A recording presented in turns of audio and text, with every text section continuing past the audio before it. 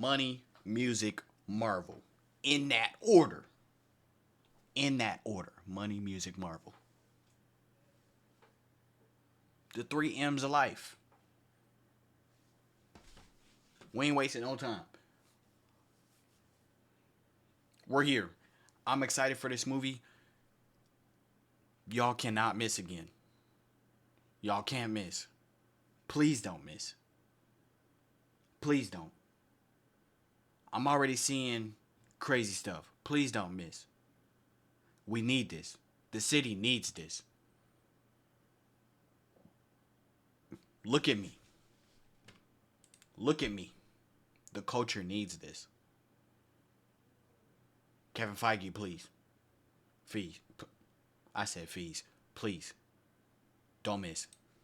Welcome back to New Rockstars. I'm Eric Voss, and this is a breakdown of the new trailer for Fantastic Four: First Steps. So many details and Easter eggs to break down in these shots, and I thought the director said there wouldn't be Easter eggs. Turns out, just kidding. There just aren't a whole lot of references to the 616 MCU, and of course there aren't. We're in an alternate universe, but there are lots of blink and you'll miss it. Talk to me. Winks hidden throughout these shots, so I'm gonna break them all down in a frame-by-frame breakdown of everything you missed and stretch. She's so fine. Oh my God, Vanessa Kirby. My theories farther than Reed stretches his body. Also, you may have noticed we have these new Fantastic Four themed shirts available at nerdriot.shop, including this great Future Foundation shirt that will only be more and more pieces after Avengers Doomsday. That Susan Storm and her son Franklin Richards will be using to pick up the pieces after Avengers Doomsday and Secret Wars. Wait, what? Her son, great Future Foundation shirt that will only be more and more relevant as the organization that Susan Storm and her son Franklin Richards will be using to pick up the pieces after Avengers Doomsday and Secret Wars. Shirts like these are the best way to support us at New Rockstars. All right, let's get started. How you know that? Wow, folks, we all know the story. Well, I was in the comics, but like, yo. Astronauts head up into space and come back forever changed. This was a good trailer. This car? That boy, man. Okay, while we don't see this on the YouTube Bro, I've been seeing on Twitter, they're like, oh my God, the kids love Ben. And then everybody's response is, yeah, they blowing this earth up. Yo, why Ben can't get no love, bro? Load the high-res EPK version of the trailer that opens with a green band from the MPA also includes a film projector sound effect and a blue band 35mm bumper reading, "The following preview has been approved to accompany this feature by the Motion Picture Association, Inc." And it's off-center with a couple visible film grain lines flickering on the film celluloid, like we are seeing this in the cinema in the 60s where the projectionist didn't care to line it up properly because it's just a preview bumper, also because he might be downstairs in the break room getting high. But we open now on the Ted Gilbert Show, an Ed Sullivan style talk show in this alternate universe, 1960s. Ted Gilbert is played by Mark Gatiss, who played Mycroft Holmes in the BBC Sherlock series and a number of other roles over his career. 4 dancers consisting of 2 couples part upon his entrance with the women blowing him kisses. And having worked on a talk show soundstage earlier in my career, I just love the authentic little details director Matt Shackman puts throughout this shot, probably because he was a child actor who grew up on a ton of TV sound stages. We see a "No loud talking please" sign on the back wall, and the prompter beneath the camera on the lower left has the script written on actual paper that scrolls, which is how live TV used to do it before the teleprompter was widely used. But by opening with this TV host saying, "We all know the story, 4 brave astronauts head up into space and come back forever changed," it's really a signal to us, the viewers, that this movie will not retread on the origin story of the Fantastic Four, but rather find them as already established heroes in this alternate universe. A comprehensive article about this film by Entertainment Weekly last week went into detail about how, in addition to being superpowered astronauts, Reed Richards and Sue Storm were already famous and accomplished for other feats. Reed for being a combination of Steve Jobs, Albert Einstein, and Robert Morse in this universe, a man who built the retrofuturist dreams into a reality to make everyday life in this version of New York better for all, and Susan Storm for leading the Future Foundation, a global peacekeeping organization that has brought about world peace. And so it sounds like World War II in this reality ended without a couple of booms, because we had a nerd more cautious Wilson, J. Robert Oppenheimer in the room, and there's probably no Cold War against the Russians, and instead of nuclear technology, this universe might just be running on a cleaner, safer type of energy. Then we see the 16mm shots of the Fantastic Four getting ready for their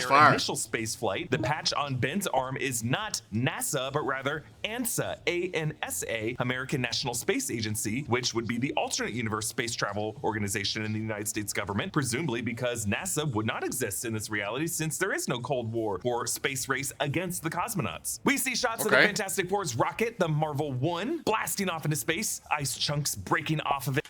Man, that's a fire. Marvel 1?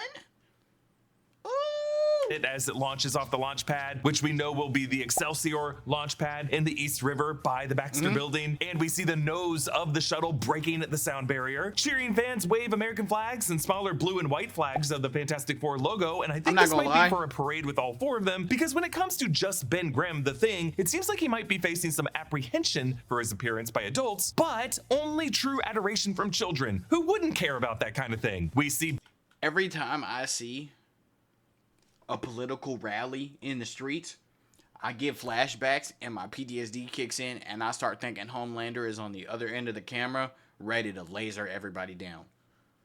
Man, I need the boys to come back. Come on, man. Ben on the corner of Yancy Street and Suffolk Street. Yancy Street is Ben Grimm's home neighborhood in the comics, where he was part of the Yancy Street gang who later mocked Ben for selling out and abandoning his working class roots. It was actually based on Delancey Street, a working class Jewish neighborhood where Jack Kirby grew up. And so we see Horowitz Clothing in the upper left, which is a generic name for Jewish people, but let's pretend it's a reference to Josh Horowitz, the best pop culture interviewer in the business. God bless that man. We also see M. Gable Books with Hebrew on this sign. And the kids in the schoolyard with a 4 banner hanging behind them seem to be adjacent to a building that we're pretty sure is a synagogue. And the shot of Ben lifting the Volkswagen Bug, which is a shade of seafoam green that was very popular in the 60s. Over on the upper right, you can see Scheckerberg's Pawn Shop, a reference to Hiram Scheckerberg, the pawn shop broker on Yancy Street in 2002's Fantastic Four Volume 3, number 56. A businessman Ben Grimm had pissed off by throwing rocks at a store. And by the blue Ford truck across the street, we see Stanley's Service Center, which could be a nod to Stan Lee, who is also Jewish and shortened his name from Stanley Martin Lieber. Actually, Eben Moss-Bachrach in that Entertainment Weekly article went into how he had also played Micro in the Marvel Universe in the Punisher series on Netflix, aka David Lieberman, a character who also shared part of his surname with Stan Lee's born surname of Lieber. You can also see some jack-o'-lanterns on the higher balconies of these apartments, so this would be Halloween time in New York. And then shortly after this, the kids in the park run past an H. Stern tailor shop, and his sign also has Hebrew on it. This neighborhood in New York City seems very grounded and working class without any particular retro-futurist trappings, but you do see the Tomorrowland Jetson skyline above and beyond this neighborhood, because the Entertainment Weekly article also included the production designer Kazra Farahani, who worked on Loki, pointing out that not all neighborhoods in Manhattan in this movie benefit from the future tech, and so there's still something of a wealth gap in this alternate universe as well. Like, there might be world peace, but it's not fully egalitarian. All right, let's move on.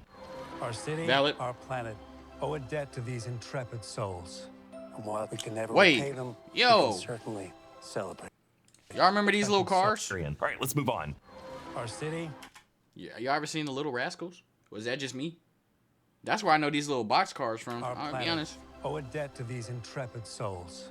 I might need to watch that movie again. Repay them, we can certainly celebrate them. Thank you, Fantastic Four. Thank you. Thank you, Fantastic Four. Please welcome the Fantastic Four. Tough. So we see these 3 girls pushing a car painted blue with a 4 on it. These kids are obviously trying to make their own fantastic car. Then we see these kids rounding the corner, running to the electronics store to see the TV. And we see a sign on the left side of the street that looks like Aqua-Cola, that maybe looks like an orange soda, maybe a Fanta brand. Aqua-Cola was Immortan Joe's word for water in the Mad Max universe. But these kids crowd around a TV in the display window, and on one of the sales tags, we can see the detail that I saw in the February teaser. This store is called Kaplan's, which could be a nod to one of the screenwriters who worked on this movie, Jeff Kaplan, or it could just be a generic name, or it could be a nod to the New Jersey family of William Kaplan. Ted Gilbert is on the center TV, while the left side screens show Ben and Johnny, and then Sue and Reed are on the upper right. And this looks like the recording of the interview they did in the Baxter Building when they said every Sunday night at 7, no matter what. Herbie, the robot, is on the lower right, shaking a cocktail shaker and seemingly getting a bit dizzy from his eyes rolling around. We see a woman with flour on her hands, probably working in that bakery, thanking the Fantastic Four. Then a group of girls with popsicles. Then a group of firefighters figures, and then a man with just a mug of coffee toasting them. I assume this 60mm footage is part of the documentary that Ted Gilbert's producers threw together as a celebration of the Fantastic Four. Maybe a pre-roll that played on the studio TV screens before Ted Gilbert introduced the Four in costume on a set that looks just like the Ed Sullivan Beatles set from 1963. Now, yes, there is something a little too positive, a little too saccharine about the public affection for the Fantastic Four, but I think that's the point, folks. The plot of this movie is gonna take a universally praised group of heroes and suddenly turn everyone in the society against them to make this foursome hated and scorned. These heroes are gonna have to face letting everyone in this world, even the kids, even the elderly, even the firefighters, die. Like, Ben may be the hero to these kiddies now, but as soon as Galactus shows up, he's gonna be like, fuck them kids. All right, move on. Nah, Galactus finna walk this earth down. How's that Yo. sauce looking? Okay. That's fantastic. You're late.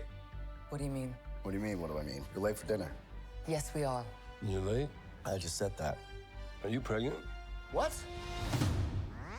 You're gonna be the best mom in the world. And you are W. gonna be the best dad. Just kidding. You are out of your depth. I love that he got this the role best for uncles Human ever. Torch, man. He went crazy in Stranger Things. He low-key carried.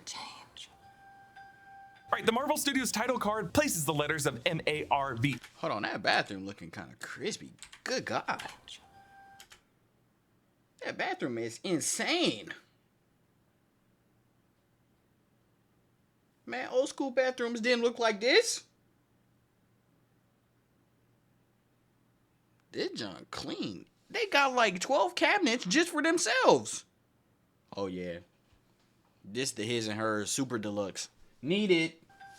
All right, the Marvel Studios title card places the letters of M-A-R-V-L in diagonal folded boxes, inspired by Hollywood's historic Cinerama Dome Theater, which also opened in 1963. I'm gonna continue to pitch Disney to please host this movie's premiere in the Cinerama Dome in Hollywood this summer. I know you guys love doing your premieres in the El Capitan since, you know, you own that one, but the Cinerama Dome still has not reopened since COVID, and this should be the movie to do it. We see shots that we've seen before of the elevator doors opening on the Baxter Building living room and Herbie making the gravy for Sunday dinner as Ben does a taste test. I broke down why the VFX of this shot and the design of the character is actually pretty great in the February teaser. The clock on the wall shows it's 6:26, meaning we are 34 minutes away from 7 o'clock on the dot. We see Johnny grabbing a drink from the fridge, but I think this would be the dinner that 626. Reed and Sue are late to because we now see Johnny in just his t-shirt picking up a box of cereal, Lucky Charms, and behind that box is a box of Kicks, and both designs are vintage designs from the 1960s. I suppose in this alternate universe they also have these specific General Mills I think there was brands of cereal. honeycomb and when Marvel Frosted posted Flakes. this clip last Sunday instead of their normal every Sunday at 7 clip, many of you noticed how on the back of this Lucky Charms cereal box is Jack Kirby's original comic art of the Human Torch. Marvel Studios actually recreated that art in their 4/4/24 day poster of Johnny Storm, which included the heat lines that Kirby added on Johnny's body whenever he flames on. Now, this cereal box promises free Human Torch figure, and if delicious heart stars and horseshoes, clovers and blue moons, pots of golden rainbows and me red balloons wasn't enough to snatch this off the shelf, we get a Human Torch figurine too? Are you kidding me? Maybe Johnny reaches I'm for this getting one that box of because cereal. he's I excited to swear I get a would. toy of himself, and maybe being on Lucky grabbing that. Charms I need is a sign those. that Johnny's going to be particularly lucky compared to the others. We get the fun wordplay here that by late, they realize that Sue is late, as in pregnant, and I love how Herbie goes, what?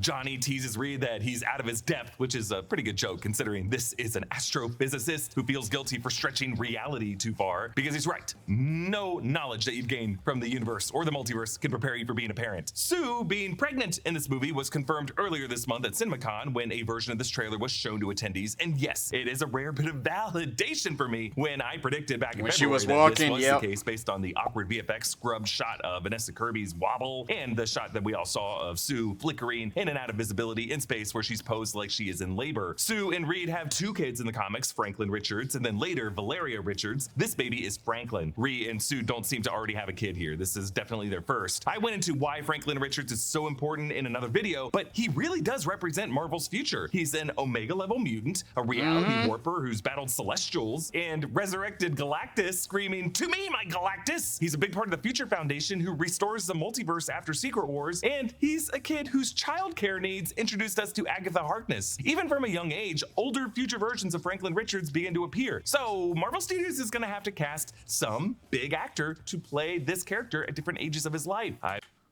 Oh my God. Oh my God. Who could play Franklin Richards? Who can do it? Who can do it?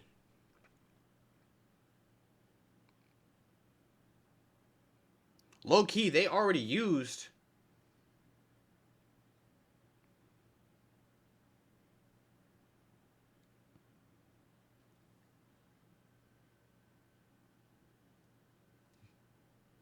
Ooh, no, they got some good options. They got some good options. Hold on. Hold on. I pitched that Timothée Chalamet could be a great younger Franklin and Keanu Reeves could be a great adult Franklin, but in this movie, we don't need Keanu Reeves. I'm cool on that one. Timothée Chalamet, though, fire. But Keanu Reeves, nah, pack it up. baby Franklin is going to have a more... They need to use Penn Bagley, bro. Penn Bagley, bro. From You, off of Netflix. They need to use him for the older version. Because he was supposed to be Reed. There were reports on Twitter that he was supposed to be Reed Richards. Please let him play older Franklin. That would be so tough. Pressing importance to the fate of this Earth, which so we tough. see as this trailer takes a dark turn. Are you the protectors of this world? Yes, we are. Your planet is now marked for death. Let's go.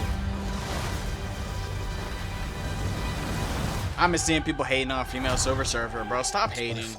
Let it go. That's annoying. So cringe. And they heard.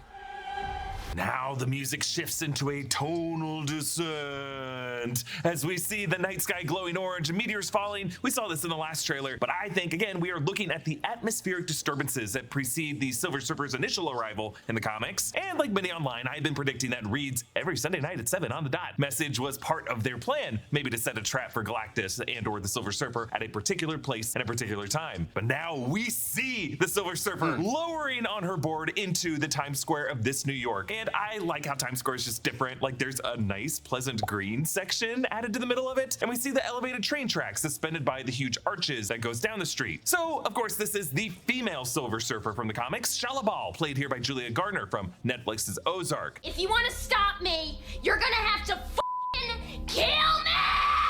Yeah, Reed, if you want to get to Galactus, you're gonna have to do that. Shalabal was first introduced in Silver Surfer #1 in 1968 as the love interest of the first Silver Surfer, Norrin Radd, but she becomes the Silver Surfer and Herald of Galactus in her own right later on. Actually, her backstory with Norrin Radd is how Mephisto gets introduced in Marvel Comics, but we're not gonna go into that here.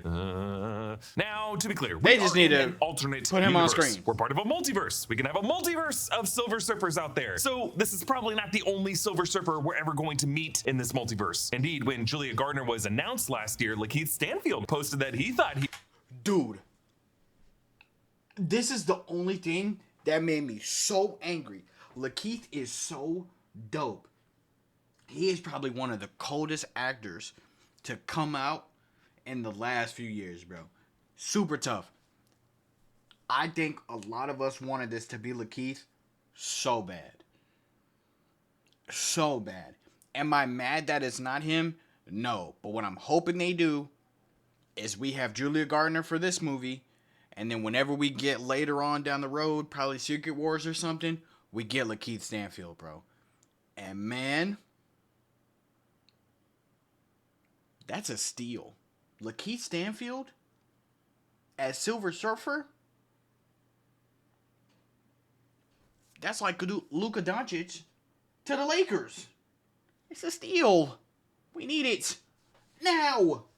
He would be playing Silver Surfer before deleting that post, leading many to believe that he might be the Norrin Radd Silver Surfer in a future Marvel film. The Silver Surfer from the planet Zen-La is the Herald of Galactus, a being who is kind of tied to Galactus, given a portion of Galactus's power cosmic, empowered with a metallic skin and a surfboard-like craft, seeking worlds for Galactus's consumption. I know there's a lot of discourse around Julia Gardner's appearance as Silver Surfer and quite a few comparisons to the 2007 Silver Surfer played by Doug Jones and voiced by Lawrence Fishburne. Pretty good performance in a movie that now suddenly everyone loves, but I appreciate the design choice.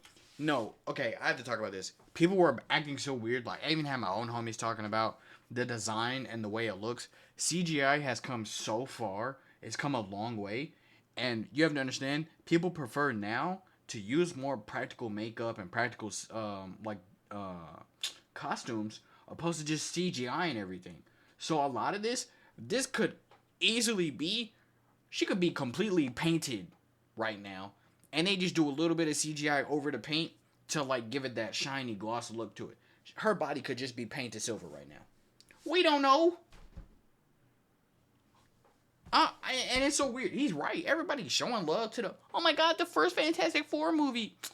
People only do that when it fits their narrative of hating. It's so annoying. Like, she looks good, bro. Like, just let the movie come out. It's here to maintain Shia LaBeouf's teeth and her eyes and her irises and make all of these physical traits visible but rendered in cold, cold silver, and finding a good balance for the character's hair, because they need to have her have long hair, but here they give her this windswept look of someone whose board can make her travel at the speed of light. She just looks like she came off of the breakers, bruh, and I love it. It's interesting how Shia LaBeouf knows to approach the Fantastic Four directly, which is just further evidence that Matt Shakman wasn't kidding, that there are not any other Avengers or planetary heroes to speak for Earth. And Times Square lit up at night is just a great place for Silver Surfer to make her entrance, because all of the lights from the signs create just a cool visual as they reflect off of her form. She looks really good. I just love the way her eyes look, like they're also silver. Imagine living in New York and you look up and you see the light up form of the Fantastic Four's rocket, the Marvel One, surrounded by electron rings, and the building in front of that is topped with 3 ads for what seem to be shaving cream, and then a larger billboard that looks like it's for Citizen Watches, which is a popular brand from the 60s. We see the word thinnest, and then a mere 21 millimeters or 2.1 millimeters. That'd be very small. So I'm assuming 21 millimeters and millimeters in an American print ad. Lord, I hope that the America of this universe uses the metric system, because that would be Reed Richards' greatest accomplishment. And in the upper right, I think that is ABC News of this universe. ABC News and Marvel Studios are both subsidiaries of Disney, and we see Johnny and Sue and Reed and Ben with the finest looking fit I've seen with that dress shirt. Man, it pinches that waist perfectly. But imagine that thing on a hanger. That'd look super weird. But they stand on this commemorative disc with some writing I was trying to make out. Going from Sue's feet clockwise there and reading upside down, I was able to make out, on this day, the Four saved this city. And then as you go across to where Reed is, grateful city who owes the Four. And that's as much as I could read. Is that the day that they froze? That's gotta be the day that they froze Dr. Doom right there. That gotta be that But I'm spot. assuming this disc marks the Fantastic Four saving the city from some past villain. And it might have been the first big villain they faced to save the city, which could be Mole Man. Paul Walter Hauser is confirmed for this film. We don't know who yet, but I think...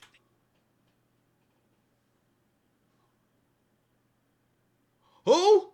I think he might be playing Mole Man. Mole Man's domain is subterranea beneath the city. And now I'm wondering if this disc could actually ironically be one of the access points to subterranea. It's also ironic that they're now standing on a disc commemorating their saving of the city in this moment that they're being told their planet is now doomed. When Shia LaBeouf asks if they're protectors of this world, while Reed seems speechless, it's Sue who answers. Are you the protectors of this world? Yes, we are. And I like how Reed seems caught off guard that Sue would so bravely answer this challenge without checking in with the others, even though it totally makes them targets. As Shia LaBeouf says, your planet is now marked for death. We see a projection of her head even larger behind her, so I'm assuming this is like a video wall or a holographic live feed recording from the news cameras, but it creates an unsettling image that suggests that the death that's coming for them is something kaiju size. Silver Surfer now flies through a police helicopter, phasing through the craft, causing it to spin out of control, which really is just confusion by the pilots. They're like, ooh, what? Ah! I live in Los Angeles, and now that it's April, it is hot. Yo, bro. Get your bag, brody, but don't get your bag on my time, brody. Mirrors around Times Square, and there are some fun ones here. On the left, by the helicopter tail, we see RKO Palace. RKO was, of course, a film studio, and they own their own movie theater here. The cinema marquee on the ground level reads Sunrise on Dusk, or something like that. In the upper right, there's a movie poster, Sub-Zero Intel, which looks like it might be a spy movie like On Her Majesty's Secret Service. To the right of that, there's a video screen showing these little auto buggies, many of which we see on the streets below. And I wonder if it's some kind of like smart car that was designed by Reed Richards. Then there's a sign for the best sandwiches in New York. And beneath that, whoa baby, Westview appliances and televisions. Looks like Matt Shackman threw in a WandaVision reference here, a series obsessed with television as a medium, and where there's a Westview, there is an Agatha Harkness, who again was introduced to Marvel Comics as the governess and nanny of Reed and Sue's family. Honestly, I do not think Agatha is going to show up in this movie, but Shalabal just said that this planet was marked for death, and technically death in any form in the MCU is Agatha's girlfriend. Lastly, in the lower left corner, the Forum Theater is showing Attack of the Fungi, which I'm pretty sure is a Pedro Pascal The Last of Us reference. So Johnny chases down the Silver Surfer, which is how he initially knee-jerk responds in the comics, and we also saw Chris Evans' Johnny Storm do this in 2007's Fantastic Four: Rise of the Silver Surfer, but Johnny here chases her out of Earth's atmosphere and runs out of oxygen, so his flame runs out because fire needs oxygen to burn. He grabs the board and it responds with a kind of liquid movement, but then Shalabal jerks the board around to shake him off, causing Johnny to fall back down to Earth. And I love how the score at this point in the trailer just shifts to shrill choir streaks, punctuated like choked screams, turning it into the sound of horror. Now, canonically, the Silver Surfer's board is made out of the same silvery material that his skin is. It's indestructible, and if it ever gets damaged, the Surfer can restore it at will. He also doesn't need to be attached to the board. He can kind of control it remotely. The 2007 movie made a big deal out of separating the Silver Surfer from his board, and it explored how touching him or the board caused the Fantastic Four to swap powers with each other. That scene was so really cool. How it works in the comics, and probably not in this movie. However, I recommend you still watch the 2005 and 2007 movies, or at least the breakdowns we did of them last year, because they do have their moments, especially the second one. Reed grimly says, "I stretched the bounds of space and they heard." Reed seems to be taking some personal responsibility for his space travel and experiments being what alerted Earth's existence to Galactus and the Silver Surfer, kind of like J. Robert Oppenheimer feeling his Promethean pursuits made Earth too noticeable to these outer cosmic threats. But was it just the act of space travel, or was Reed doing something else? Is he worried that his experiments to try to break through the walls of the multiverse, the thing that got Galactus's attention? Now, behind Reed here, you can see his yellow framed chalkboard. In the Entertainment Weekly article, we learned that the Baxter Building has different rooms that are color coded for different purposes. The yellow room for thinking, the red room for research, and actually the red room is what's behind Sue in this shot, with tables full of inventions, and then the blue room for monitoring, and we see Reed in this a bit later. On Reed's chalkboard is a sketch of some device or apparatus. I wonder if this could be something Reed is planning to install at the top of the Baxter Building to try to open a rift in reality to try to trap Galactus in another universe. And we see more of what I think will be that part of the movie in the next clip. Yo. Ooh. Are we safe? I don't know. There's not enough time.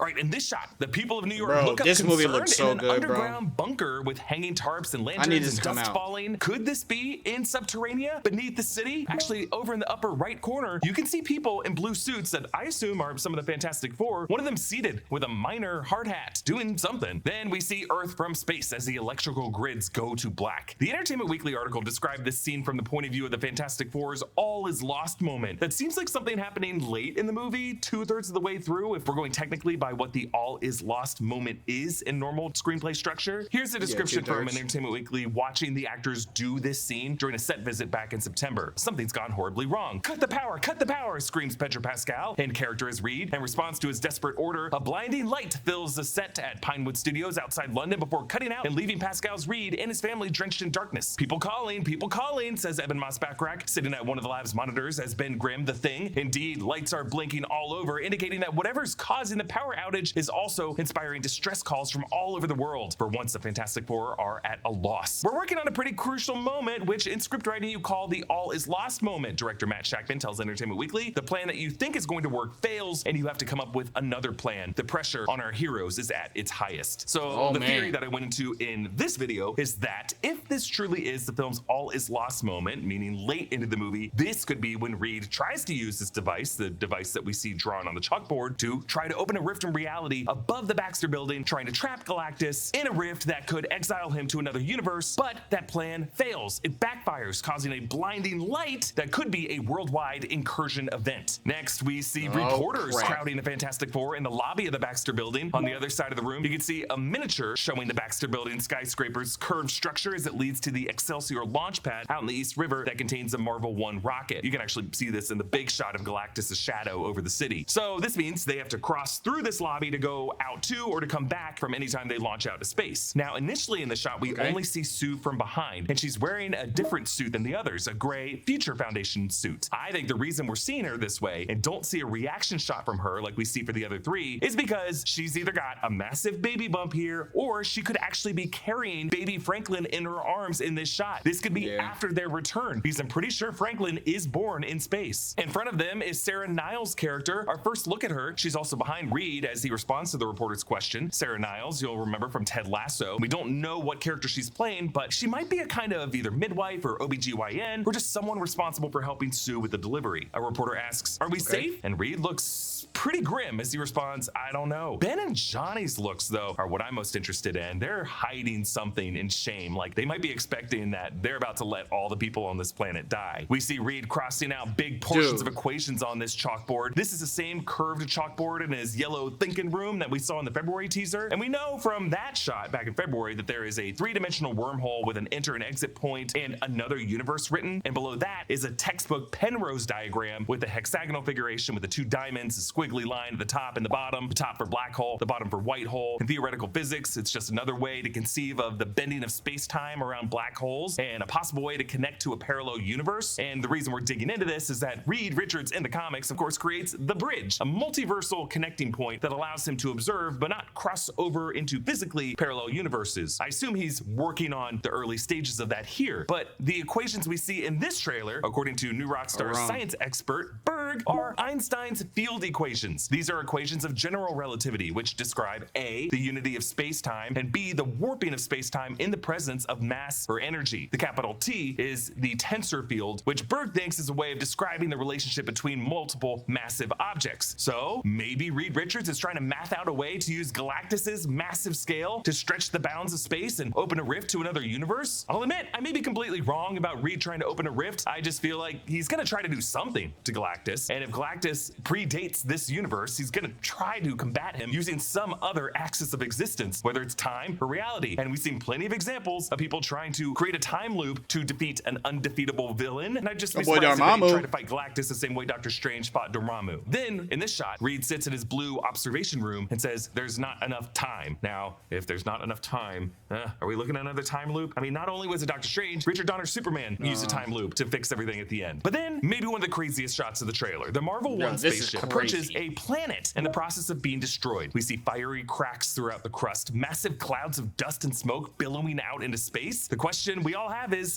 this Earth? Did the Fantastic Four get off of the planet Earth knowing it would be doomed and are now watching their own home planet die? Would Marvel Studios show us that in the trailer? Is this like a dream or a nightmare sequence? Is this a hypothetical demonstration of what could happen to Earth that the Fantastic Four are seeing projected I hope by that actually Galactus' happens. ship Ta-2? Are we seeing what could happen to Earth or several versions of Earth via incursion events as a warning to the Fantastic Four? Or could the Marvel One spaceship be looking at a different planet that's not Earth, and they've gone out into the galaxy to see if Galactus is a serious threat? Well, I think this is Earth, whether or not what this spacecraft is facing is real or not. Only so many planets out there have blue oceans and green land masses like this, and I just don't know if the Marvel One has explored that many other galaxies and solar systems yet. But by showing us this in the trailer, Marvel Studios at least wants us to go into the movie thinking the alternate Earth of this movie very well could be destroyed. Let me know in the comments below what you make of this shot, but let's move on. I'm not giving up.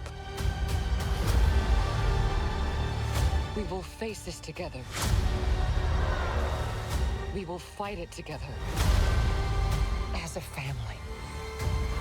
Thanks. Fire. All right, we're in baby Franklin's nursery, and Sue promises that she's not giving up. And Reed notices something in the solar system mobile with the red spot of Jupiter in the foreground, and the whole thing wobbles. Maybe it wobbles because it's a mobile. Mobiles often do this. Maybe something's vibrating the building, or maybe Reed's getting an idea. But either way, we match cut from this shot, Reed's big ol' head facing a comparatively smaller planet, to this shot of Galactus' shadow appearing over New York City. Then this shot of the Fantastic Four pulling up in the Fantastic car in an empty Times Square, looking upward at something. There's snow all over the ground, down, so we're in a different time of year. But in the background on the left is an orange sign for, hey, Timely Comics. Timely Comics was a company founded in 1939 in the golden age that produced the original run of Captain America that became Atlas Comics in 1951 and then adopted the name Marvel as a company brand in 1961 when the Fantastic Four rolled out. Also in the background on the far right is another billboard for Attack of the Fungi. Another very interesting shot is this Shalabal rising on her board out of molten material in this massive forge with some interesting looking steampunky tech. Where do we think this is? Is this some forge on Earth that the Fantastic Four used to try to kill the Silver Surfer and obviously it fails? Or could we be looking at the innards of Galactus's home ship, Ta-2? This could be the moment he forges the Silver Surfer to give her the power cosmic. I love how the editing match cuts from Shalabal rising in frame to Sue Storm standing from a crouched position, but now tears in her eyes as she watches something. Behind her is a screen that I think shows a planetary sphere in the state of destruction. Could this be the moment Sue has to watch her home planet of Earth being destroyed? There's another shot of Times Square that might be another incident that Fantastic Four come to the rescue. We see an explosion tearing through the elevated train platform. I wonder if this might be part of the opening action sequence of the film, but we do see a whole bunch of signs here. We see 7-Up and Canada Dry. We see Little Caesars Pizza. Of course, again, Sub-Zero Intel is playing at the embassy. Dear Margaret is playing at the RKO Palace. We see a Lucky Charms billboard and a billboard for the Lone Nomad, maybe a play on the Lone Ranger, but of course Nomad was also another moniker that Steve Rogers went under. We see Hover Grills and then something for a kind of lime soda and Reynolds Women's Apparel, and then we see Shalabal truly surfing a wave of fiery destruction. I don't know where this is, but I think it's a past planet being destroyed because in the final frames of the shot you see some purple lens flares here, so I assume Galactus is part of whatever's happening here. Then this wild shot of the Thing hauling a damaged ship into shore. No, this looks crazy. You may have seen comparisons online between this shot and shots of Superman and Man of Steel and Captain Jack Sparrow and Pirates of the Caribbean and World's End. Now, Ben Grimm is a strong boy, but this strong? Also, before he reached the shallow part, did Ben have to swim and tow this boat that way? Is the Thing even buoyant? And we see a girl running back for her Thing figurine with that Double Mint gum ad in the background. I think this is part of that sequence with the damaged elevated train line where Sue Storm has to suspend the train car. All right, let's move on. Has to be us.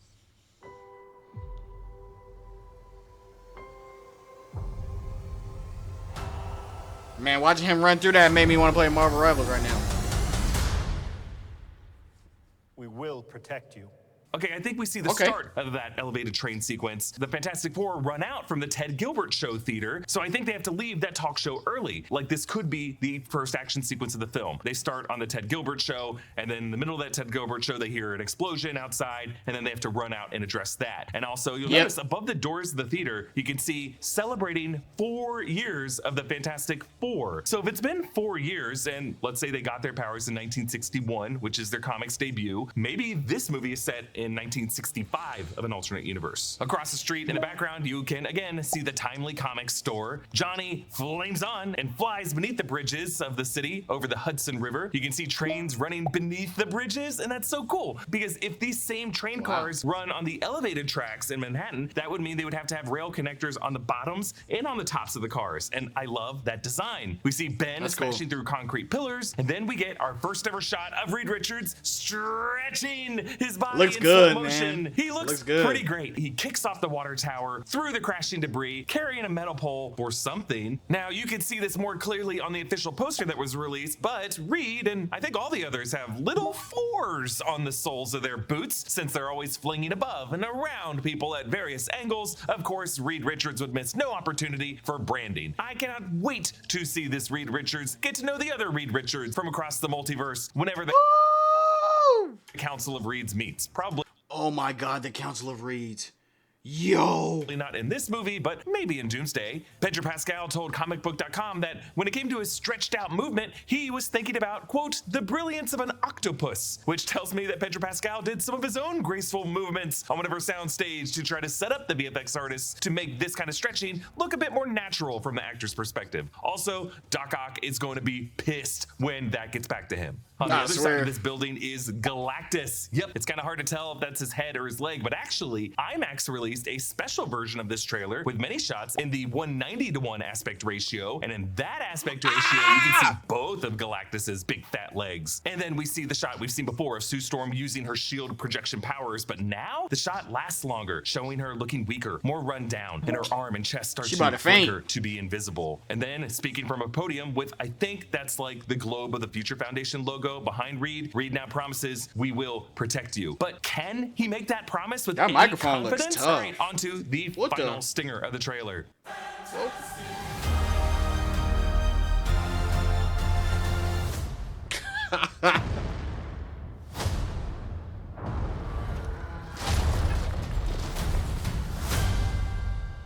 Whoa! The purple boots of Galactus stomp up Broadway, shaking.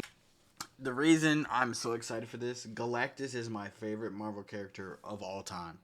Of all of the Marvel characters that have been drawn, thought about, spoken about, showed on screen, Galactus is my favorite all time. It's Galactus, Thor, Wolverine, then Hulk, then Deadpool.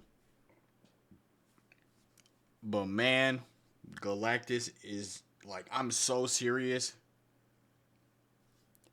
He is one of the coldest characters.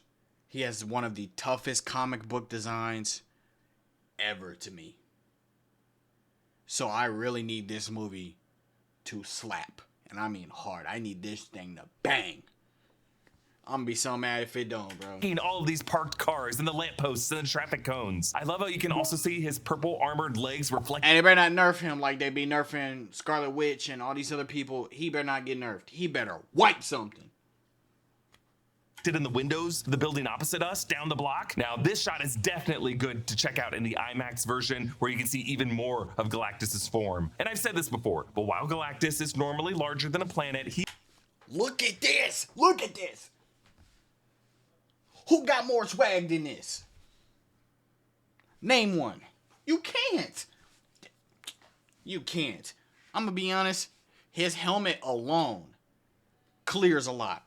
He does have the ability to resize himself down to whatever size he wants, including to be just a tall humanoid or just the size of a skyscraper, as he is here, able to fit within a city block. In the Entertainment Weekly article, Matt Shackman said that they built a human-sized purple armored Galactus suit, suggesting that they were using miniatures for certain shots, asking the question, how do you animate Mount Rushmore? Now, using miniature cities for these shots is really the old-fashioned way to shoot kaijus in cities, like in the classic Godzilla films and in Ultraman and Power Rangers, of course. So, are we looking at a miniature in this shot? Miniature cars, miniature lampposts, traffic cones, I think it is a miniature, bro. Not animation, but practical miniatures. Like, notice the way those lampposts on the right wobble as Galactus approaches. That definitely looks like this is a practical miniature. Now, I'm sure a lot of the details here, and maybe even the final version of this, because the cars don't move either. The cars don't shake too much. Shot in the movie might be enhanced with some VFX and CGI debris, but to use practical miniatures at all for any of these Galactus shots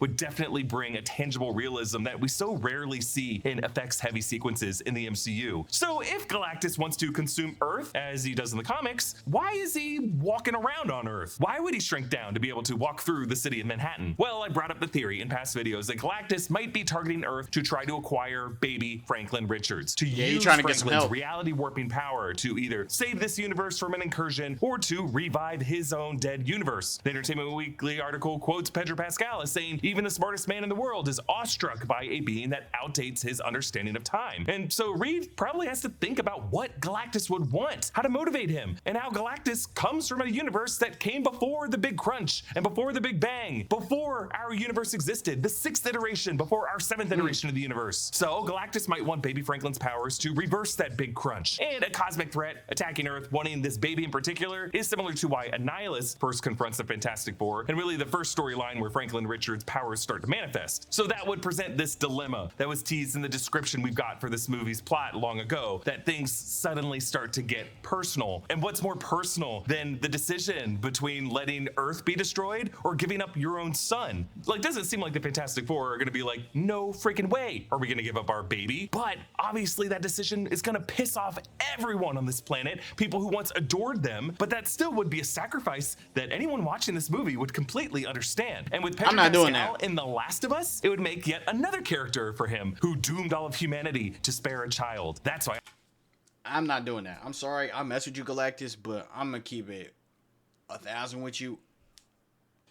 Man, your world. This my son. You can't have my son. Sorry, game. Eat the planet, bro. I think Matt Shackman is so gleeful in including the Attack of the Fungi Easter egg in this movie. A big thanks to Berg and to Good video, man. Good video. Good breakdown. We love that. This movie and Thunderbolts should bring the love and the fans back to Marvel, bro. I'm expecting them to be really good movies. Captain America was really good too. So we're gonna see. We're gonna see what happens, man. But like the video and watch the next one. We're gonna do one more today. And then I'm gonna go game. You feel me? Word.